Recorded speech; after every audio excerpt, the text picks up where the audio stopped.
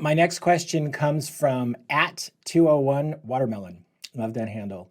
I think I've had herniated disc for like 9 years. I'm 21. First of all, sorry, that sucks. I mean, most people deal with spine problems in their 50s, more like my age and not your age. So anyway, I really wanted to though talk to you a little bit. I want to change the way you're thinking about this. We think about a herniated disc as something that happens and then it's ongoing. But I can tell you with some certainty that's not what happened. If you had a herniated disc when you were 11, your body went through a healing process.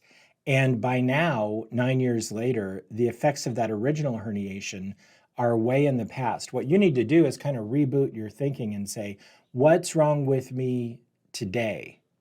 Is it back pain or is it mostly leg pain with numbness and weakness? If it's mostly back pain, check out my videos on low back pain, on where to start. But if it's mostly back pain, you need to think about, well, did I injure a facet joint?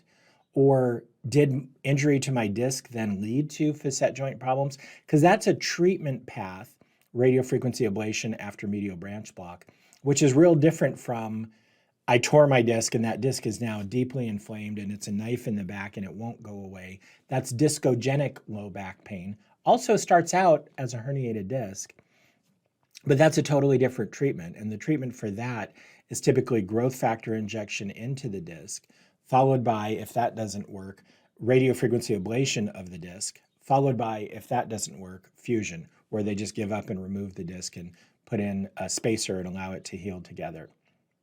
And then the third possibility is that you've actually had recurrent disc herniations over the years, that injured level keeps acting up, and that sometimes does need to be treated as a herniated disc. And the treatment for a herniated disc with sciatica, if you want to temporize the pain, is epidural injection.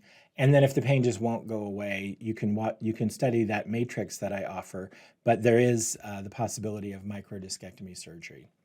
Now, microdiscectomy is usually for people who want to get better faster. Nothing fast about already having had these symptoms for 9 years. So probably not for you, but gosh, you're so young. I'm sorry that you are dealing with an older person's problem, but it is your cross to bear.